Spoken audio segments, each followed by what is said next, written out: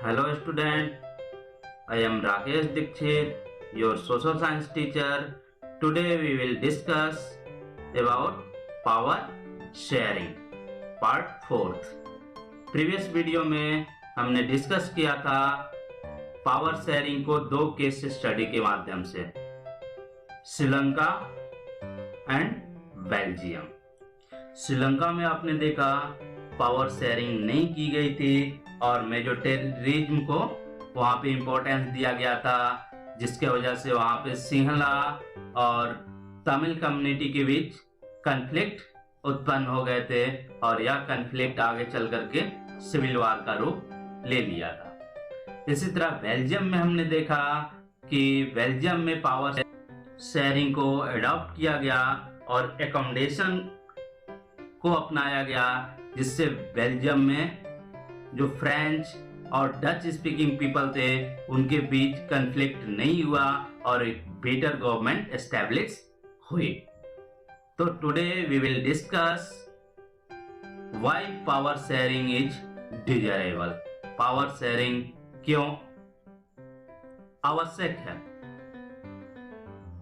ये straight question पूछा भी जाता है आपके बोर्ड एग्जाम में, why power sharing is desirable. या ये पूछा जा सकता है distinguish between prudential reasons and moral reasons of power sharing.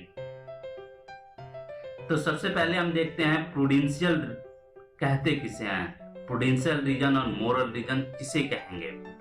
Prudential means reasonable. इसको एक एग्जांपल से हम समझते हैं। सपोज दैट आप दो भाई बहन हैं या दो बहन या दो भाई हैं। आपके पेरेंट्स आपके एक भाई को, एक ब्रदर को 2 चॉकलेट देते हैं और आपको एक भी चॉकलेट नहीं देते हैं, तो आपको क्या होगी, एक खीज उत्पन्न होगी, नाराजगी उत्पन्न होगी। आपको लगेगा कि आपको एलिमिनेट किया जा रहा है और आपके ब्रदर को इंपॉर्टेंस दिया जा रहा है। इसी को हम नेशनल लेवल पे समझते हैं। कैसे? Because individual make the country. National level पे जैसे बेल्जियम में 2 ग्रुप था, फ्रेंच और डच स्पीकिंग पीपल का, या श्रीलंका में 2 ग्रुप था, सिंहला और तमिल स्पीकिंग पीपल का।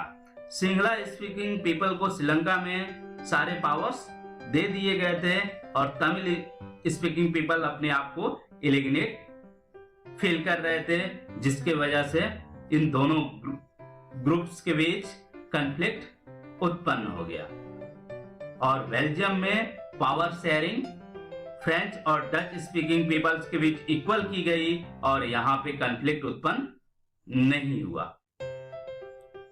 तो यह बेल्जियम में प्रूडेंशियल रीजन को एडॉप्ट किया गया, समझदारी भरा निर्णय लिया गया, रीजनेबल डिसीजन लिया गया। जैसे हमने अभी आपको एग्जांपल दिया था कि आपके पेरेंट्स ने आपके ब्रदर्स को ही दोनों चॉकलेट दे दी, तो आप अपने आप को एलिमिनेट फील करने लगे। आपको लगा कि आपके पेरेंट्स आपको प्यार नहीं करते, आपके ब्रदर को ज्यादा इंपॉर्टेंस देते हैं। और वहीं चॉकलेट अगर आप दोनों में इक्वली डिवाइड कर दिया गया होता, दोनों को एक दे दिया गया होता, तो दोनों समझते कि नहीं, दोनों के साथ इक्वल बिहेव किया जा रहा है। तो इसको हम जो है प्रूडेंशियल रीजन कहते हैं, युक्त रीजनेबल समझदारी भरा डिसीजन।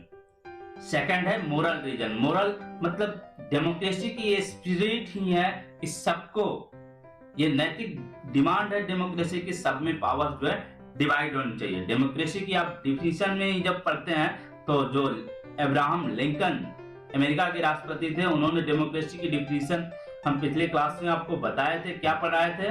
बताया था कि democracy is the government as the people, for the people and by the people. मतलब डेमोक्रेसी क्या है? Powers divided equally between all the peoples. सारे लोगों के बीच पावर जो है इक्वली डिवाइड होती है और सबको जो है अपॉर्चुनिटी भी मिलती है। तो पावर शेयरिंग हम कह सकते हैं why power sharing is desirable. हम आंसर देंगे power sharing desirable. There are 2 regions, prudential regions and moral regions. First, prudential region power sharing is desirable because it reduces the conflict between social groups. Second, power sharing क्यों desirable है? Because power sharing is a good way to ensure the stability of political order या government. अगर power sharing है तो government की stability को वह ensure करेगा. और third, power sharing is important for better administration. Second reason हम देखते हैं, power sharing is desirable. Moral reason. Moral means, इसको एक एग्जांपल समझते हैं. जैसे डेमोक्रेसी को बेटर फॉर्म ऑफ गवर्नमेंट माना गया है, तो जब डेमोक्रेसी है तो डेमोक्रेसी की स्पिरिट ही है कि क्या होनी चाहिए? पावर शेयर्ड होनी चाहिए. A legitimate government is one where citizen through participation acquire a stake in system. वैध सरकार वही है जिसमें सभी को अपनी भागीदारी के माध्यम से जो एडमिनिस्ट्रेशन सिस्टम है, शासन व्यवस्था है, उसमें जुड़ने का अवसर मिलता है. तो डेमोक्रेसी में लोग सत्ता को इसलिए बांटना जरूरी है क्योंकि सब लोग उसमें जुड़े रहें, सब लोग अपनी रिस्पॉन्सिबिलिटी, अपनी ड्यूटी को समझे, पीपल्स कंसल्टेड हो और पीपल का पार्टिसिपेशन उसमें बढ़े. तो इस तरह हम कह सकते हैं पावर शेयरिंग क्यों डिजायरेबल है. टू रीजंस हैं, प्रूडेंशियल रीजंस और moral reason. Prudential reason mainly कह सकते हैं reduce the conflict between social group and it is the good way of stability of government. Moral reasons, it is the spirit of democracy and ensure maximum participation of people in democracy. That's. आगे हम देखेंगे what is the form of power. ये भी question पूछा जाता है कि what is the type of power sharing या describe the type of power sharing. या अलग अलग पूछा जा सकता है कि what is power sharing among organ of government, या ये पूछा जा सकता है describe power sharing among organ of government and among level of government. तो पावर शेयरिंग की ये फॉर्म या टाइप हो रहे हैं. Generally power shared among different organ of government, power share among different level of government, power share among different social groups and power share among political parties, pressure group and movements. First हम देखते हैं power shared among different organ of government. Previous chapter में previous class में आपने एक chapter पढ़ा था working of institution. उसमें आपने पावर शेयरिंग्स के पार्ट ऑर्गन्स ऑफ गवर्नमेंट आप पढ़े थे, legislature, executive and judiciary. The power sharing among legislature, executive and judiciary means organ of government is called horizontal distribution of power. इसको हम क्या कहते हैं? क्षैतिज बंटवारा कहते हैं पावर का. Means power are equally divided between three organs of government, legislature, executive and judiciary are equally powerful. Previous class में हमने वर्किंग इंस्टीट्यूशन के तहत देखा था लेजिस्लेचर क्या काम करती है? To form enact law, executive to execute law and judiciary when any person not follow law, judiciary then punished that person. But when any organs misuse their powers, then left two organs balancing their powers. मतलब suppose that अगर executive या legislature अपने power का misuse करती है तो judiciary उसको balance करती है। इसी तरह अगर एग्जीक्यूटिव अपने पावर का मिसयूज कर रही है तो उसको बैलेंस करने का काम जो है लेजिस्लेचर के द्वारा किया जाता है या जुडिशरी के द्वारा किया जाता है। Because executive is the part of legislature और ministers and government officials exercise the power. They are responsible to the parliament or state assembly. Second हम देखते हैं all the judges appointed by the executive, but when they appointed they can check the function of executive or law made by judiciary.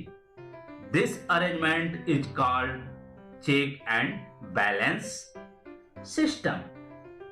Means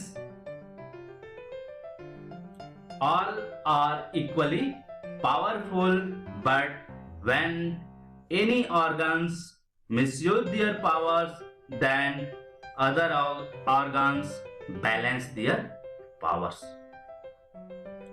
Second है power is shared among different level of government. Level का मतलब central government, state government और local government से। मतलब सबसे ऊपर level पे कौन है? यूनियन गवर्नमेंट है, सेंट्रल गवर्नमेंट है, उसके बाद स्टेट गवर्नमेंट है स्टेट लेवल पे, और उसके बाद लोकल लेवल पे आपकी लोकल गवर्नमेंट है। एज फॉर एग्जांपल अगर सिटीज की बात करें तो आपके म्युनिसिपैलिटी और विलेजेस की बात करें तो आपका panchayat, that is local governments. It is a federal system, इसको हम फेडरल सिस्टम भी कहते हैं। जैसे इंडिया में क्या है, फेडरल सिस्टम को अडॉप्ट किया गया है। इंडिया में सेंट्रल गवर्नमेंट्स है, उसके पावर जो है इंडियन कॉन्स्टिट्यूशन में डिफाइंड है। स्टेट गवर्नमेंट्स है, उनके पावर इंडियन कॉन्स्टिट्यूशन में डिफाइंड है। एंड लोकल गवर्नमेंट, नगर पालिका और पंचायत भी हैं, उसके भी पावर्स जो है हमारे कॉन्स्टिट्यूशन में डिसाइड किए गए हैं। That is called power sharing among different level of government. इस तरह आपने जो केस स्टडी पढ़ी थी बेल्जियम की, उसमें आपने देखा था बेल्जियम में 3 टाइप ऑफ गवर्नमेंट थी, सेंट्रल गवर्नमेंट थी, स्टेट गवर्नमेंट थी और कम्युनिटी गवर्नमेंट थी। बट श्रीलंका की केस स्टडी में आपने पढ़ा था कि श्रीलंका में power sharing among different level of government को अडॉप्ट नहीं किया गया था। वहां पे एक ही गवर्नमेंट थी जो मेजॉरिटी को अडॉप्ट करते थे और वह सेंट्रल गवर्नमेंट थी, जिसके वजह से वहां पे कॉन्फ्लिक्ट की सिचुएशन उत्पन्न हो गई थी। तो ये second form of power sharing है, power sharing among different level of government, central, state and local.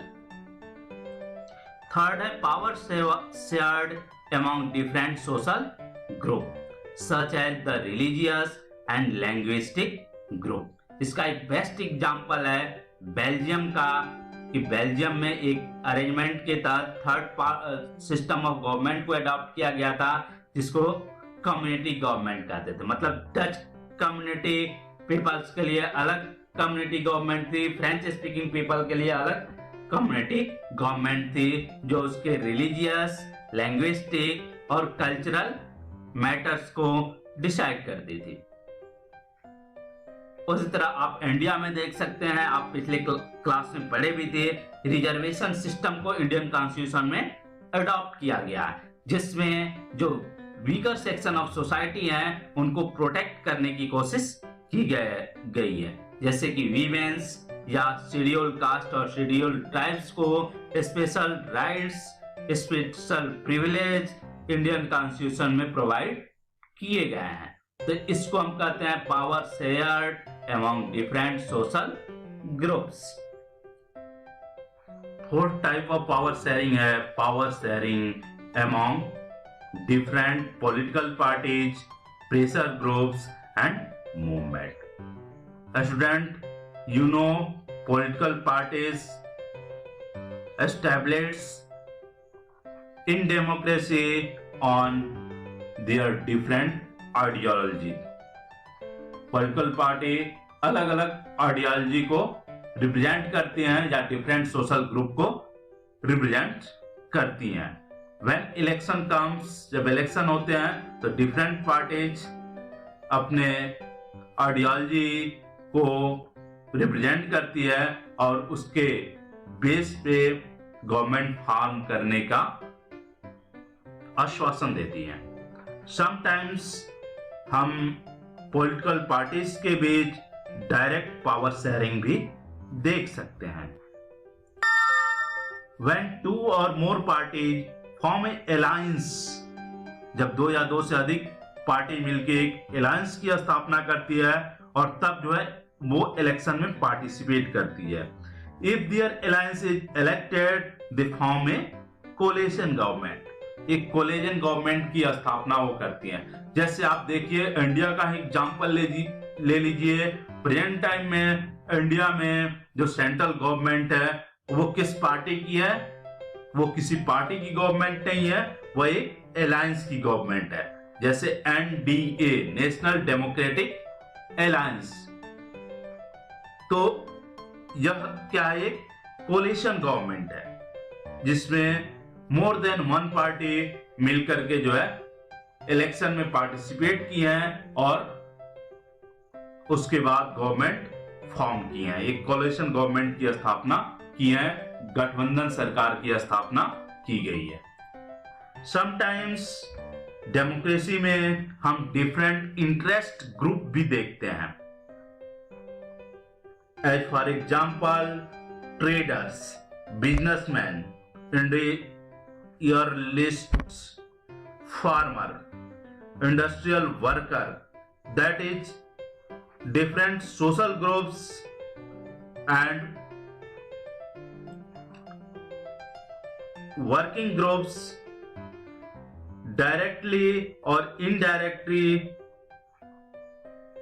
influence on government. ये इंटरेस्ट ग्रुप डायरेक्ट या इनडायरेक्ट रूप से गवर्नमेंट डिसीजन को इन्फ्लुएंस करते हैं। इनको हम क्या कहते हैं? प्रेशर ग्रुप्स कहते हैं। तो ये डिफरेंट प्रेशर ग्रुप्स के बीच भी पावर शेयर्ड होती है। इसके बारे में डिटेल्स में हम आगे के चैप्टर्स में पढ़ेंगे। तो इस तरह पावर शेयरिंग ये चैप्टर हमारा खत्म होता है।